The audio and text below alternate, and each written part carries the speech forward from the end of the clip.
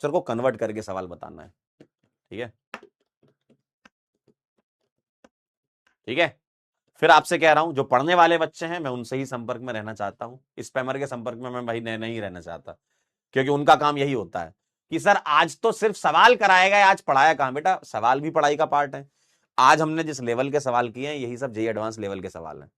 ठीक है, जो वो 3 मैचिंग वाले सवाल है, मैच द कॉलम वाले सवाल हैं, वो जेई मेन के हमने पीवाईक्यूज किए हैं। मतलब overall JEE Main JEE Advance दोनों एक साथ चल रहा है आपकी क्लास के अंदर। मेन फोकस आपको किस पे करना है, जो पढ़ाया जा रहा है शिद्दत से वो करते जाओ, होमवर्क दिया जा रहा है वो करते जाओ, होमवर्क का डिस्कशन करते जाओ, सिलेबस की टेंशन मत लो, कब कंप्लीट होना कब नहीं होना वो हमारा काम है। सब चीजें तरीके से होंगी, काम करो तरीके से, तरीका हमें पता है। अपने तरीके लगाओगे तो दिक्कत में पड़ जाओगे। क्यों?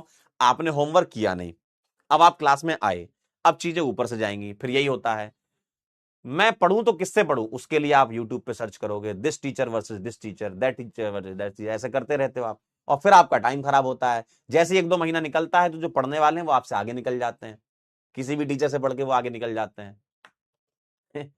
तुम वही करते रहो।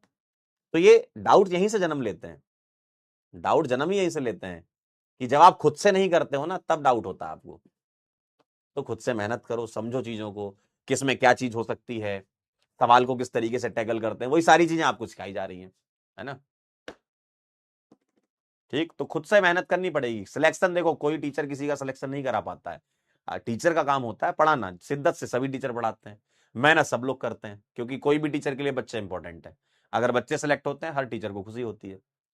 तो हमारा काम मेहनत करने का, हम वो करते रहेंगे। और ऐसा नहीं इस साल, हम कई सालों से करते हुए आ रहे हैं ये, अभी थोड़ी पढ़ाना चालू किया पिछले साल, 2009 से पढ़ा रहे हैं ना। तो इतने सालों से जब पढ़ाते हुए आ रहे हैं तो हमें पता है कौन से सवाल कब कराने हैं, कब क्वेश्चन कराना है, कब थ्योरी करानी है।